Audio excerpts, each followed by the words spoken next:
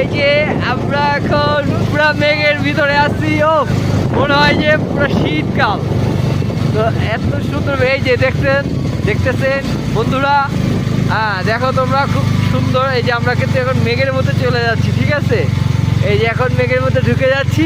ওই আমরা মেঘ পেয়ে গেলাম লাস্টে, বুঝছো বাবা? যাক, আমরা দেখেন চারো সাইড এগুলো সব মেঘ, আমরা এখন মেঘের রাজ্যে আছি। ওয়াও, যাক আলহামদুলিল্লাহ, আল্লাহ তাআলা আমাদের এই আশাটুকু পূরণ করে দিয়েছে। আমরা মেঘের মধ্যে দিয়ে যাব।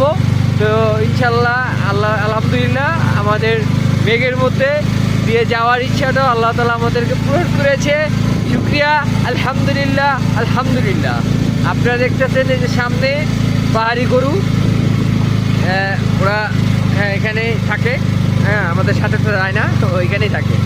ও মনে হয় যে পুরো শীতের মধ্যে পড়ছি, মানে এটা মনে হইতেছে আমি একটু বর্তমানে শীতের দিন এখানে চলে আসছি। এরকম শীত শীত আবহাওয়া, শীত শীত ঠান্ডা, কুয়াশা, মেঘ। এগুলো কুয়াশা না, কিন্তু এগুলো অরিজিনাল মেঘ, ঠিক আছে?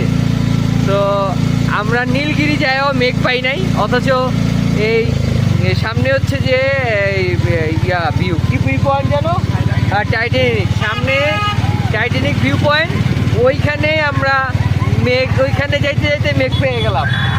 ও সবাই চিল্লাইতেছে মেঘ পাইয়া, লাগে আমরাও তো চিল্লাইতেছি। তো যাই হোক, তো এটার যে একটা অনুভূতি, যে একটা মজা, বন্ধুরা তোমরা আসলে অবশ্যই দেখতে পারবা।